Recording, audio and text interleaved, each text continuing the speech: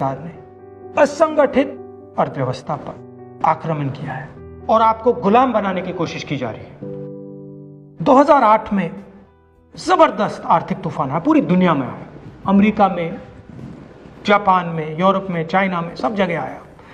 America के bank गिर गए, कंपनियां बंद हो गई, एक के बाद एक कंपनी की लाइन लग गई, बंद हो गई। यूरोप के बैंक गिरे, मगर हिंदुस्तान को कुछ नहीं हुआ।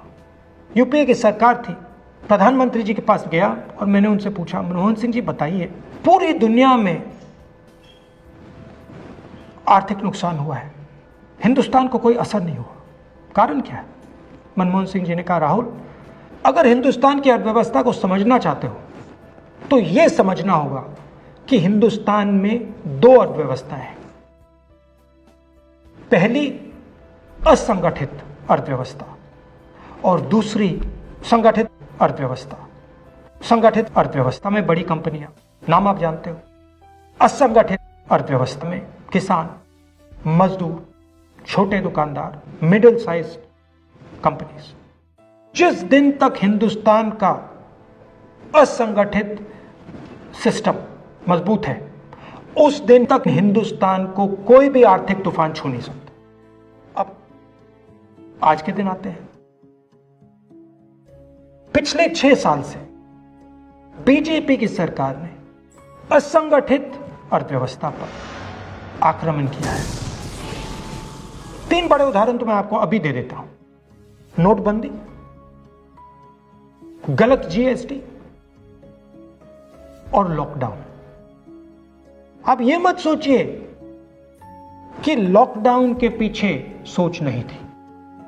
यह मत सोचिए कि गलती से आखिरी मिनट पे लॉकडाउन कर दिया गया है। इन तीनों का लक्ष्य हमारे इनफॉर्मल सेक्टर को खत्म करने का है।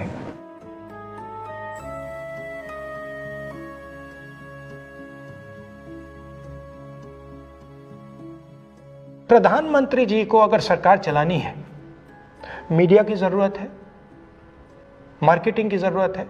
मीडिया और मार्केटिंग 15-20 लोग करते हैं।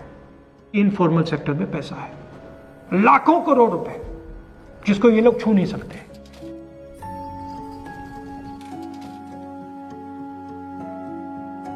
इसको ये लोग तोड़ना चाहते हैं, पैसा लेना चाहते हैं। इसका नतीजा आएगा। नतीजा यह होगा कि हिंदुस्तान रोजगार पैदा नहीं कर पाएगा। क्यों? क्योंकि इनफॉर्मल सेक्टर 90% से ज्यादा रोजगार देता है।